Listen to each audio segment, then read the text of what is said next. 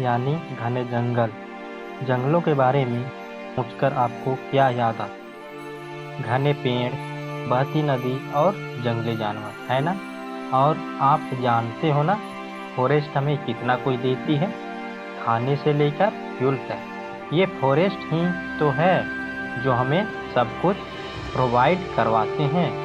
जीने के लिए सबसे ज़रूरी ऑक्सीजन देने में भी इनका बहुत बड़ा रोल होता है। इसके अलावा नॉरिशमेंट, वाटर और शेल्टर जैसे बहुत कुछ ये जंगल बिन मांगे हमें दे देते हैं। यानी हमारे जीवन में जंगल बहुत इम्पोर्टेंट रोल प्ले करते हैं। तो चले आज हम पृथ्वी के सबसे बड़े जंगल यानी रेन फॉरेस्ट के बारे में जानते हैं। ऐसे तो आप लोग ने ज़रूर इसका नाम कभी ना कभी सुना होगा, क्योंकि ये है ही इतना मशहूर, और इसका नाम है Amazon rain forest. Amazon rain forest इसलिए कि ये ऐसा जंगल है जहाँ भारी बारिश होती है, और अमेज़न नाम इसलिए कि अमेज़न नदी यही रेन फॉरेस्ट से होकर बहती है। और अमेज़न नाम के पीछे भी कम अंदरमई नहीं है। इस नदी के नाम से ही इस जंगल को अपना एक नाम मिल गया है। इस जंगल को अमेज़न रेन फॉरेस्ट और अमेज़निया भी कहा जाता है। यह पृथ्वी का सबसे बड़ा रेन फॉरेस्ट है जो साउथ अमेरिका में प्रेजेंट है, और यह लगभग 5.5 मिलियन स्क्वायर में फैला हुआ है। आप इसे सोचकर ही अंदाज़ा लगा सकते हैं कि यह जंगल कितना दूर तक फैला होगा। यह अमेज़न जंगल खुशहाली और हरियाली से भरपूर है, लेकिन इसमें मौजूद खतरे और रहस्य भी कम नहीं है। इसलिए आज तक इस जंगल को सबसे कम देखा और समझा गया है। यह अमेज़न रेन फॉरेस्ट टोटल 9 देशों के सीमा में पड़ता है। इसमें से लगभग 60% भाग ब्राज़ील में ही है, और बाकी का हिस्सा पूरे 8 देशों में फैला हुआ है। इस जंगल का विस्तार इतना बड़ा है कि अगर यह कोई देश होता तो इसे 9वां सबसे बड़ा देश बना देता। इकोसिस्टम के बारे में हम लोग सब जानते हैं कि कितना महत्वपूर्ण है हमारे पृथ्वी और जीवन के लिए। यह अमेज़न जंगल हमारे इकोसिस्टम को बैलेंस बनाने और रखने के लिए एक महत्वपूर्ण रोल प्ले करती है। इस अमेज़न जंगल से तकरीबन 20% ऑक्सीजन मिलती है, जो कि बहुत बड़ा हिस्सा है इस पृथ्वी के लिए।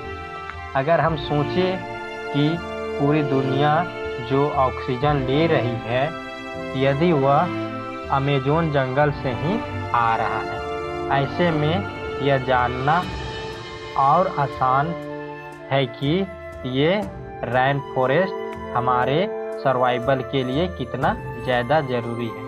इसे लंग्स ऑफ द प्लेनेट यानी पृथ्वी की फेफड़े भी कहा जाता है। ऑक्सीजन देने वाला ये रेन फॉरेस्ट लगभग 7.6 बिलियन कार्बन स्टोर किया हुआ है। एटमॉस्फेयर से कार्बन डाइऑक्साइड की भारी मात्रा में अमेज़न जंगल एब्जॉर्ब कर लेता है। इसलिए इस अमेज़न जंगल को कार्बन सिंक भी कहा जाता है। इतना ही नहीं, यह रेन फॉरेस्ट हर दिन टोटल एटमॉस्फेयर से 20 मिलियन टन वाटर भी रिलीज करता है। इस तरह से कार्बन और वाटर को बैलेंस रखने में बहुत बड़ा रोल प्ले करता है। यह जंगल इतना घना है कि इसके धरातल पर सूर्य की रोशनी पहुंच ही नहीं पाती, इसलिए यहाँ गहरा अंधेरा रहता है। बड़ी बड़ी पत्तियों वाली पेड़ सूरज की रोशनी को अंदर नहीं आने देती है, और केवल 1% ही रोशनी जमीन तक पहुंच पाती है। बारिश के पानी भी जमीन तक आने में 10 मिनट का समय ले लेता है। इस जंगल से होकर गुजरती है अमेज़न नदी। नदी के बाद दुनिया की इस जंगल से होकर गुजरती है अमेज़न नदी, जो नील नदी के बाद दुनिया की दूसरी सबसे लंबी नदी है। इसकी लंबाई लगभग 83,400 किलोमीटर है। ये साउथ अमेरिका के 9 देशों में से होकर के गुजरती है। इनमें से सबसे ज़्यादा नदी का एरिया ब्राज़ील में आता है, क्योंकि अमेज़न फॉरेस्ट का ज़्यादा हिस्सा यहीं नदी में है। ये पेरू के एंडीज पर्वतमाला से पिघलकर पूर्व की ओर बहती है और यह अंटार्कटिक महासागर में जाकर के मिल जाती है। ये नदी अपने ताज़े पानी और वॉल्यूम के लिए जानी जाती है। ये नदी 300 से भी ज़्यादा प्रकार के मछलियों का घर है। इनमें से केकड़े, कछुए और डॉल्फिन भी रहती है। अमेज़न डॉल्फिन अपने आप में एक यूनिक होती है। ये पिंक रिवर डॉल्फिन और बोटो भी कहलाती है, जिसे देख पाना एक अनोखा अनुभव हो पाता है और एनाकोंडा को देखने का अनुभव ही कुछ और होता है।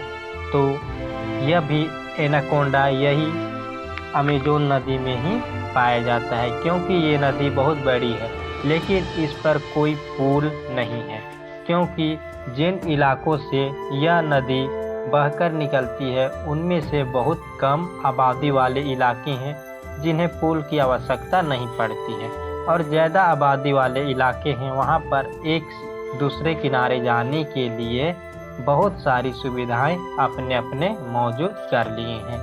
इस नदी की मिट्टी बाकी नदियों की मिट्टी से काफ़ी नरम है। अगर इस पर पुल बनाना भी इतना आसान नहीं होगा, क्योंकि मिट्टी का नरम होने के कारण यहाँ पर कोई भी पुल नहीं बन पाएगा।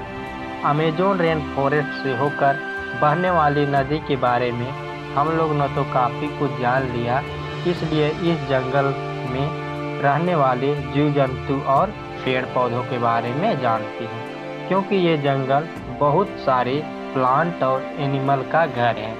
यहाँ ऐसे पेड़ पौधे और जानवर पाए जाते हैं जो एंडेमिक और डेंजर हैं। हम लोग को तो यह पता है कि पृथ्वी का बायोलॉजिकल डाइवर्स कोई जगह है तो वह अमेज़न रेन फॉरेस्ट है, क्योंकि यहाँ पेड़ पौधों और जानवरों की इतनी ज़्यादा स्पीशीज पाई जाती है कि जितनी हम सोच भी नहीं सकते हैं। इनमें कुछ ऐसे स्पीशीज हैं जिन्हें केवल इस जंगल में ही देखा जा सकता है। यह रेन फॉरेस्ट लगभग 2.5 मिलियन इंसेक्ट यानी कीड़ों मकोड़ों का एनाकोंडा भी रहता है। तो यह जैकवार का भी इलाका है, और इनके अलावा यहाँ हार्पिस ईगल, पिंक डॉल्फिन और स्लोक ब्लॉक स्पीकर मंकी और जहरीला मेंढक भी पाया जाता है। यहाँ लगभग 400 प्रकार के रेप्टाइल पाए जाते हैं। तो हम लोग समझ सकते हैं कि यहाँ पर जाना कितना खतरा हो सकता है। जहरीले सांपों के अलावा यहाँ बहुत खूबसूरत पक्षी भी रहा करते हैं, क्योंकि यहाँ 1300 स्पीशीज पाई जाती है जो केवल पक्षियों की हैं, जिनमें से हमिंग बर्ड आदि, और जो इनमें से उपस्थित पेड़ जो इस जंगल को हरा भरा बनाते हैं, इनकी लगभग 40,000 से भी ज़्यादा स्पीशीज पाई जाती है। इस प्लांट स्पीशीज में ज़्यादातर मेडिसिनल प्लांट और ट्रॉपिक प्लांट भी प्रेजेंट है, इसलिए इस रेन फॉरेस्ट को मेडिसिनल का रेंट हाउस भी कहा जाता है। और चॉकलेटी, वैनिला, कॉफ़ी और पेपर भी इसी रेन फॉरेस्ट में उगा करते हैं। यह रेन फॉरेस्ट खाने से लेकर दवा तक हमें प्रदान करती है, किंतु ये जंगल एग्रीकल्चर के लिए फ्रेंडली नहीं है, क्योंकि इस रेन फॉरेस्ट में मिट्टी में मिनरल और फास्फोरस की मात्रा काफ़ी कम पाई जाती है। ये रेन फॉरेस्ट पेड़ पौधे और पक्षियों का ही घर नहीं है, बल्कि बहुत सी जनजातियां भी इसमें अपना घर समझती है। इनमें से कुछ ऐसी जनजातियां हैं जो नदियों के किनारे रहती हैं, वो बाकी दुनिया के संपर्क में है और इन्हें खेती करना और सब्जी उगाना भी आता है, और शिकार में माहिर होने के कारण अपने बनाए हथियार से जानवरों का शिकार भी करते हैं। कुछ ऐसी जनजातियां भी हैं जो बाहरी दुनिया से अपना संपर्क नहीं बनाना चाहती है और इसी रैन फॉरेस्ट के अंदर ही रहना पसंद करती है। इनमें से ज़्यादातर जनजातियां तो खानाबदोश है।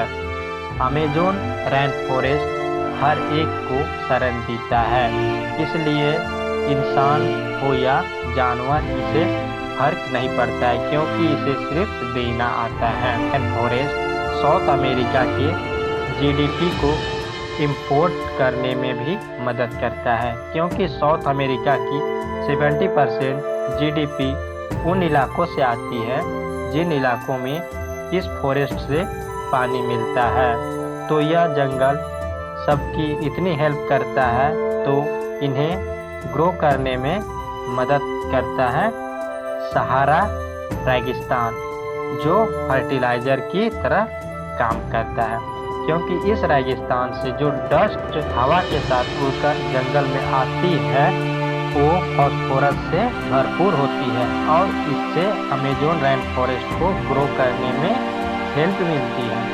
इससे यह पता चलता है कि नेचर अपने आप में यह कर लेता है कि कहाँ और कैसे किस तरह से मदद भेजनी है ताकि वो हरा जंगल को हेल्प करने के लिए पहुंच जाती है। लेकिन अमेज़न जंगल जाने कितनों की मदद कर रही है, लेकिन हम इंसान क्या कर रहे हैं? क्लाइमेट चेंज, जंगलों की कटाई और एग्रीकल्चर बढ़ावा करने में टेम्परेचर में 3% की भी बढ़ोतरी हुई तो लगभग 75% रैन फॉरेस्ट खत्म हो जाएगी। तो तेज़ी से जंगल की कटाई की जा रही है और पशुपालन का बढ़ावा दिया जा रहा है। इस वजह से अमेज़न रैन फॉरेस्ट से हर दिन हजारों स्पीशीज नष्ट हो रही है और क्लाइमेट चेंज की वजह से जो आग लग रही है जंगल में, उससे हम कुछ उम्मीद कर नहीं सकते हैं। यहाँ तक नहीं, इसलिए तरीकों से पेड़ों और पक्षियों और जानवरों को तस्करी भी होने लगी है। जो कहा तक सही है सो आप खुद सोचिए। हर वर्ष 22 June world rain forest day भी मनाया जाता है, क्योंकि रेन फॉरेस्ट को वैल्यूएबल रिसोर्स बनाए रखने के लिए ज़्यादा से ज़्यादा लोगों तक जानकारी पहुंचाया जा सके और इसे बचाने के प्रयास तेज़ी से हो सके। अगर वीडियो से नेचर के बारे में भी अच्छा सीख मिली हो तो इसे लाइक शेयर कीजिए, क्योंकि जंगल अपनी बात खुद नहीं कर पाएगी।